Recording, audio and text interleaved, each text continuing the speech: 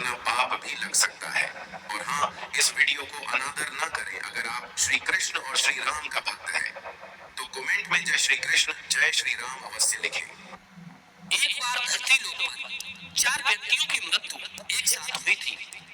वे चारों अलग अलग प्रदेश के अलग अलग शहर के रहने वाले थे। संयोग से उन चारों का अंत समय आ गया। एक ही समय पर यम के दूत उन चारों को लेने के लिए आए। मरने वालों में एक तो किसी शहर का राजा था, एक बड़ा धनी व्यापारी था, तीसरा एक पूजा पाठ जप तप करने वाला पंडित था और चौथा एक मजदूर था जो दिन भर मेहनत मजदूरी करके अपने परिवार का पालन पोषण करता था। चारों की आत्मा को यमदूत लेकर धर्म की सभा में पहुंची। चारों उनके सम्मुख खड़े होकर ये सोच रहे थे कि कौन स्वर्ग में जाएगा और कौन नरक में। धर्मराज अभी गद्दी पर विराजमान नहीं हुए थे। उससे पहले ही वे चारों आपस में बातचीत करते हुए स्वयं को ही स्वर्ग का दावेदार ठहरा रहे थे।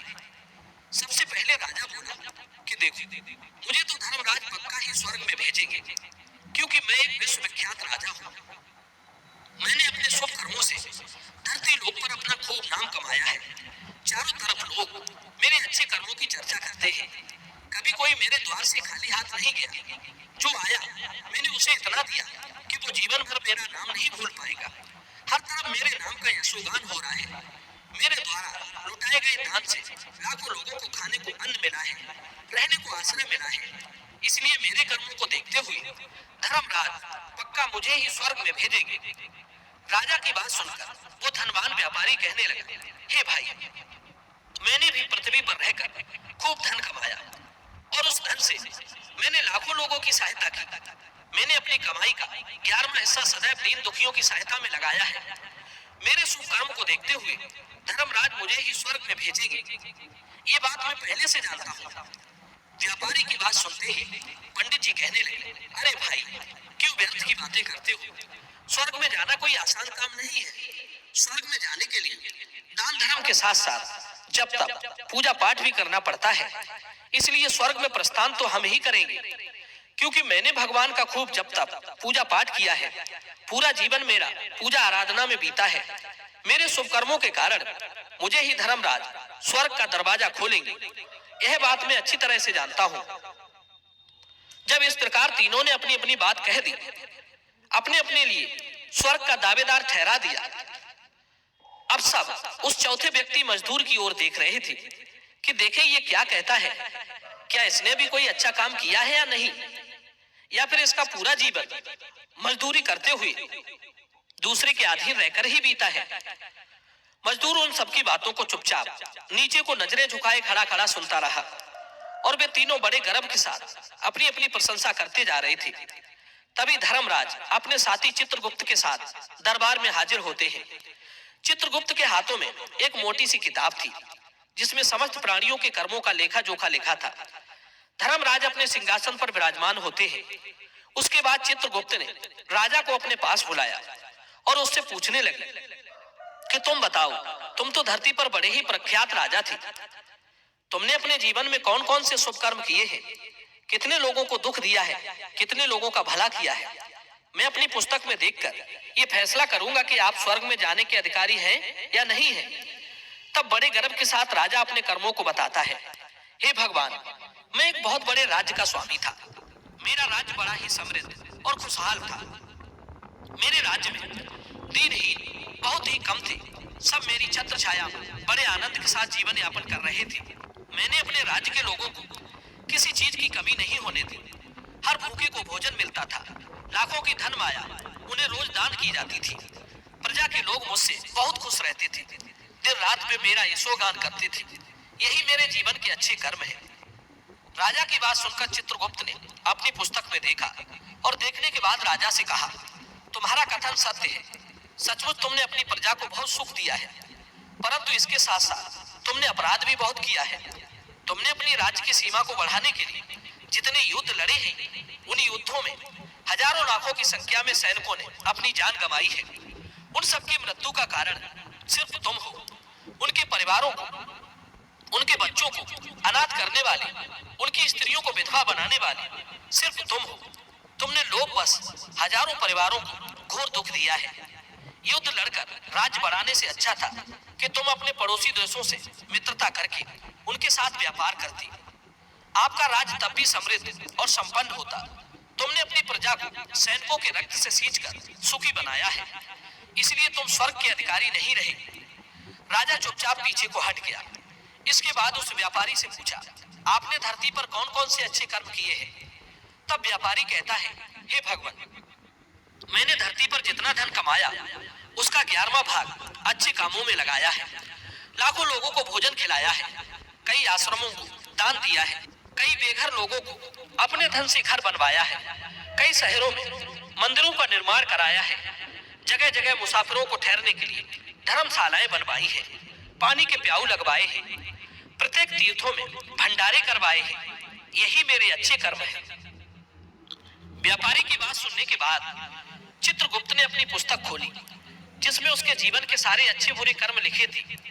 चित्रगुप्त ने बताया कि देखो, तुम जो कहते हो वो सत्य है। तुमने धरती पर खूब दान धर्म किया है, पर तुम्हारा पाप ये है कि तुमने धरती पर जो दान धर्म किया है वो तुमने उस पैसे से किया है जिसको कमाने के लिए तुमने बहुत झूठ बोला है, बहुत ठगी की है, कई चीजों में मिलावट करके बेचा है, नकली चीजों को असली के दामों में बेचा है, कितने व्यापारियों को रास्ते से हटाया है। तुम्हारे इन कर्मों से न जाने कितने लोग बीमार होकर मर गए, कितनों ने आत्महत्या कर ली, कितनों की मेहनत का पैसा तुम्हारे पास आ गया। उन सब लोगों की बद्दुआएं तुम्हारे साथ हैं। तुमने जो कुछ भी अच्छा काम किया है वो बुरे कर्म करके ही किया है, इसलिए तुम्हारे पास तुम्हारा कोई शुभ कर्म नहीं है। तुम स्वर्ग में जाने के अधिकारी नहीं हो। चित्रगुप्त की बात सुनकर व्यापारी भी उदास होकर पीछे हट गया। उसके बाद पंडित जी को बुलाया और पूछने लगे, तुमने अपने जीवन में कौन से अच्छे कर्म किए हैं? तब पंडित जी कहते हैं, हे भगवान, मेरा पुण्य ये है कि मैंने हजारों लोगों को ज्ञान दिया है, हजारों यज्ञों के अनुष्ठानों को संपन्न कराया है, हजारों के घरों में पूजा पाठ कराई है, दिन रात मैंने ईश्वर का जप किया है, हजारों कन्याओं का विवाह कराया है, लाखों पिंडदान श्राद्ध कर्म कराए हैं, अज्ञानियों को मार्ग सुझाया है। इससे ज्यादा शुभ कर्म और क्या हो सकते हैं?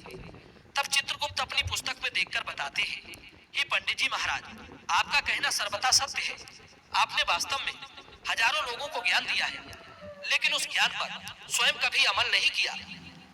आपने सैकड़ों यज्ञ पूजा पाठ अनुष्ठान कराए, पर उनमें निस्वार्थ भाव से किया गया कोई कर्म नहीं था। इसलिए तुम स्वर्ग में जाने के अधिकारी नहीं हो। अब तो उदास होते हुए पंडित जी भी पीछे हट गए। अब बचा केवल मजदूर। मजदूर ये देखकर बड़ा हैरान था कि अब तक वो जिनको इतना महान समझ रहा था वे कोई भी स्वर्ग में जाने के अधिकारी नहीं रहे, तो मैं कैसे स्वर्ग में जा सकूंगा? मुझे तो स्वर्ग की कल्पना भी नहीं करनी चाहिए, क्योंकि मैं तो कभी पूजा पाठ जब तक यज्ञदान करने के लायक ही नहीं था, तो शुभ कर्म कहां से करता? मैं तो मेहनत मजदूरी करके सारे जीवन अपने परिवार को पालता रहा, शुभ कर्म कहां से करता? मजदूर ये सब सोच ही रहा था। इतने में चित्रगुप्त ने उससे भी आवाज लगाई और उससे पूछा, हे मजदूर भाई, और उससे भी पूछा तो मजदूर पहले ही कहने लगा, भगवान, मैंने धरती पर एक गरीब घर में जन्म लिया। यज्ञ दान हवन पूजा पाठ करने के मैं लायक नहीं था। मैं शुभ कर्म कहां से करता? मुझे तो अपने परिवार का भरण पोषण ही कर पाया। मैं जानता हूं भगवान कि मैं स्वर्ग जाने का अधिकारी नहीं हूं। मैंने धरती पर भी नर्क भोगा है और यहाँ भी भोगूंगा, पर मेरी एक हार्दिक इच्छा है, मैं स्वर्ग में तो जा नहीं पाऊंगा। मैं एक बार स्वर्ग को अपनी आंखों से झांक कर देखना चाहता हूँ। इससे अधिक मेरी कोई इच्छा नहीं है, क्योंकि मैंने ऐसा कोई काम नहीं किया तो कुछ देर के लिए ही स्वर्ग में पहुंच पाता। गरीबी में पला बड़ा, काम के बाद लोगों की सेवा के लिए मेरे पास समय नहीं रहता। बचा हुआ समय मैं अपने बूढ़े माँ बाप की सेवा में लगा देता था। उनके लिए औषधि पीसता था, उन्हें खिलाता पिलाता था, उनके वस्त्र बदलता था, उन्हें नहलाता धुलाता था। यही मेरी दिनचर्या थी। मुझे तो मंदिर जाने का भी समय नहीं मिल पाया। मजदूर की बात सुनकर चित्रगुप्त ने अपनी पुस्तक में देखकर पूछा, हे मानव, तुम ध्यान करके सोच कर बताओ, तुमने कभी तो कोई शुभ कर्म किया होगा। तब मजदूर अपने पूरे जीवन काल के घटनाक्रम को याद करता है। तब उसे याद आया कि एक बार उसे बहुत तेज भूख लगी थी। वो रोटी खाने के लिए बैठा ही था कि इतने में वहां एक बहुत ही कमजोर कुत्ता टहलता हुआ आ गया, जो ठीक से चल भी नहीं पाता था। वो आकर मेरे सामने बैठ गया और मेरी रोटी को गौर से देखने लगा। मैं समझ गया कि वो कुत्ता भूखा है। मेरे अंदर से आवाज आई कि एक भूखे बेजुबान जानवर को छोड़कर तू कैसे अकेला खा सकता है। वो भी मेरे पास आकर के बैठ गया। मैंने वो रोटी स्वयं ना खाकर उस कुत्ते को खिला दी। उस दिन मैंने पूरे दिन भूखे पेट रहकर ही काम किया था। मजदूर की बात सुनकर चित्रगुप्त मुस्कुराए और उसका हाथ पकड़ करके बड़े सम्मान के साथ उसे स्वर्ग में लेकर गए और बोले, वास्तव में आप ही स्वर्ग में रहने के अधिकारी हो। आपका वो त्याग और उस मूक पशु पर दया दिखाना ही सबसे बड़ा शुभ कर्म है। मनुष्य जो भी काम निस्वार्थ भाव से करता है, वास्तविक उसका ही उसे सबसे बड़ा बड़ा पुण्य मिलता है। निस्वार्थ भाव से किया गया जन कल्याण के लिए काम आपके सैकड़ों पापों को नष्ट कर देता है। लोभ, लालच, मोह और स्वार्थ के वशीभूत होकर किया गया शुभ कर्म भी फलदायी नहीं होता। इसीलिए ध्यान रहे, जीवन में अच्छे कर्म अच्छी भावना के साथ करना चाहिए। ऐसा नहीं होना चाहिए कि आपने किसी से धन छीनकर या चुराकर कमा लिया और बाद में उसी धन को शुभ कर्मों में लगा दिया। वो धन आपको कभी नरक में जाने से नहीं बचा सकता। दोस्तों, मैं उम्मीद करता हूं ये कहानी